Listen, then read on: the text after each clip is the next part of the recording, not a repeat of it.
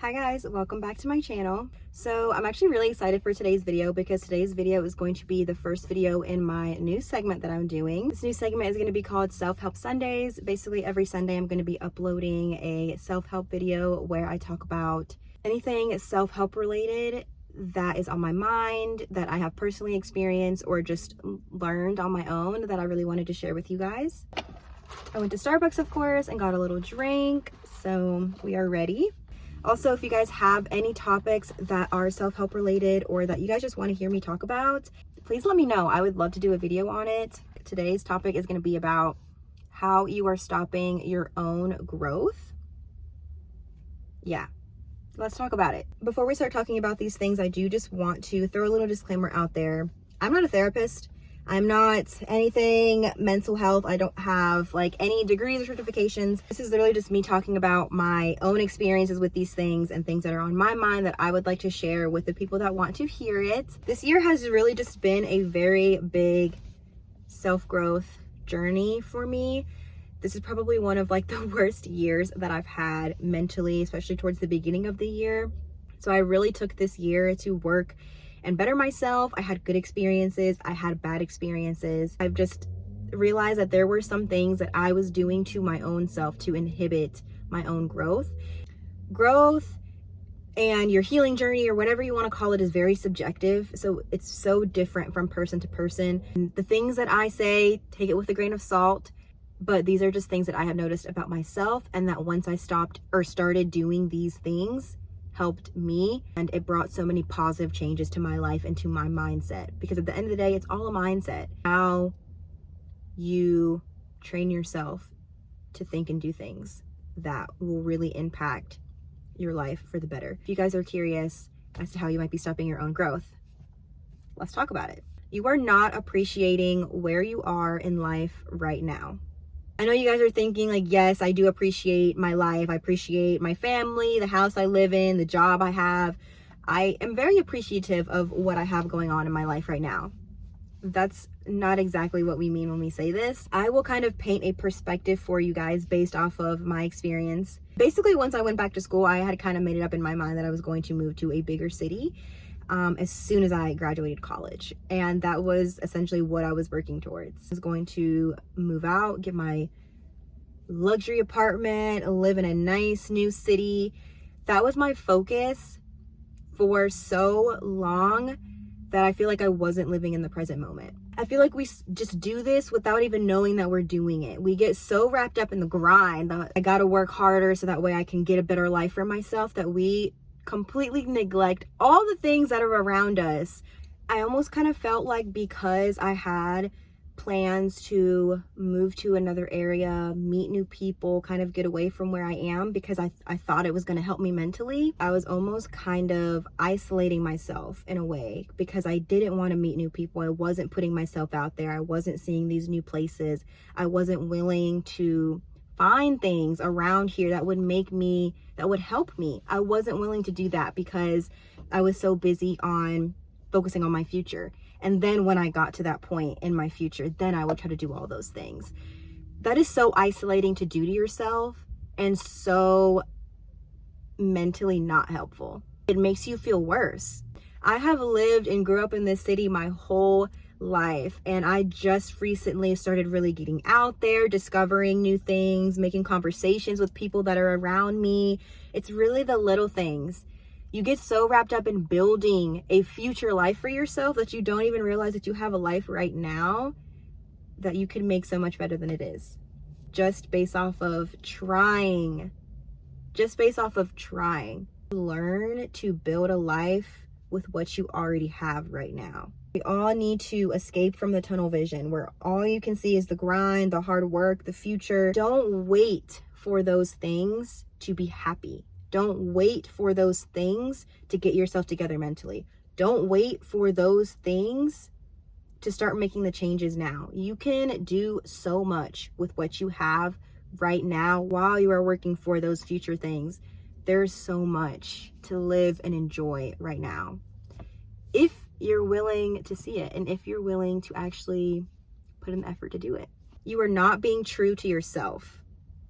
This one, I feel like in this day and age with social media, it is definitely so hard to feel like you can really truly be yourself without getting any backlash or opinions from other people. There's always going to be some part of us that feels insecure about ourselves.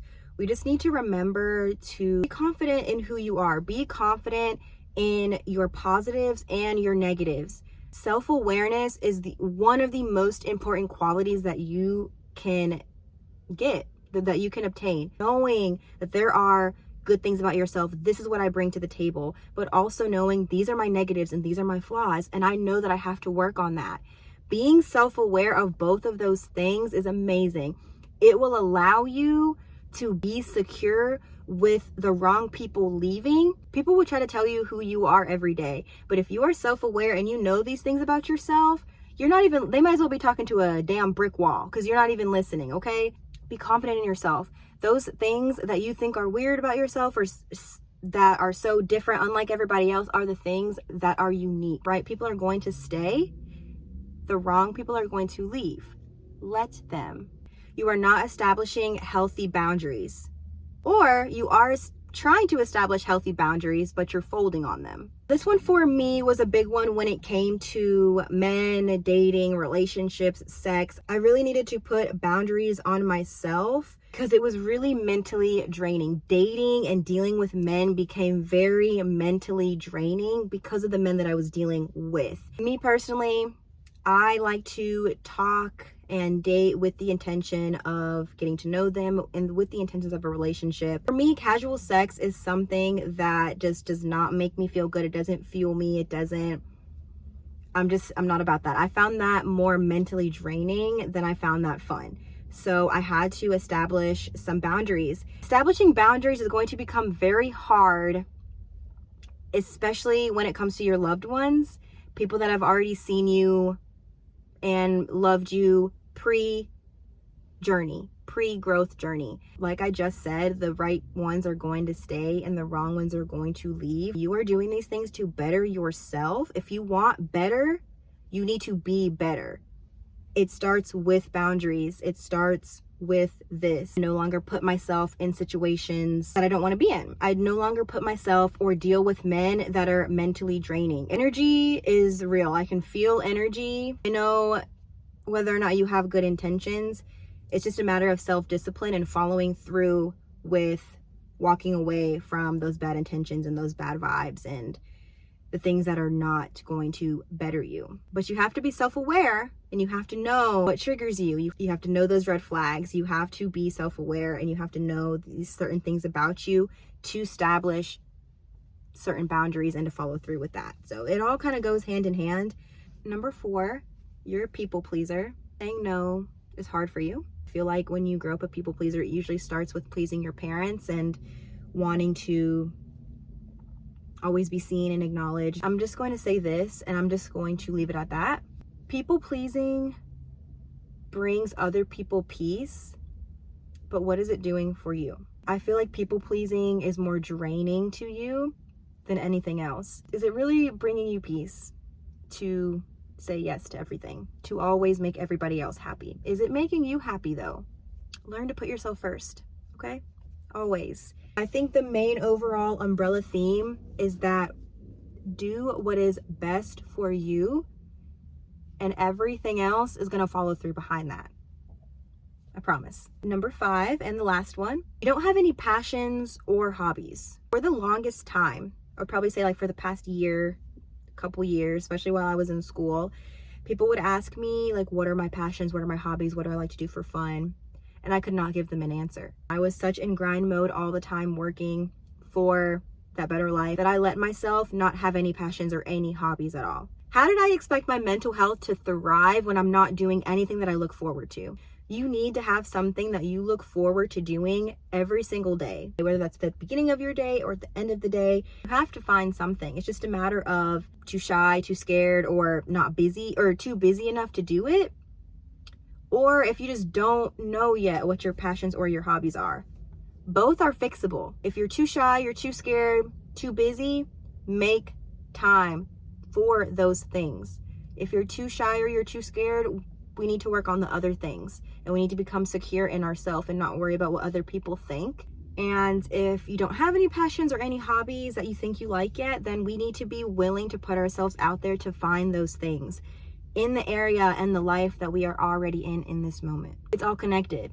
It's all a mindset. You are in full control of how the story is written. I really feel like the main theme of everything is that you need to be committed and willing to work on yourself just as hard as you work on other things in your life. There's literally so much that I could say about all of this. I could go on and on, but I try not to make my videos super lengthy, especially when I'm just talking. Everything is all connected once you realize it, and once you kind of get out of your little tunnel vision, you kind of just learn so much more about yourself and about life, and it's really beautiful. And that, ladies and gentlemen, is it for my first episode of Self-Help Sundays. Like I said, if you guys have any recommendations for what you guys would want to see on other Self-Help Sundays, please let me know, and I would love to do a video about it. Till then, thank you guys so much for watching. I appreciate the support like always, and I'll see you guys in my next video. Peace out.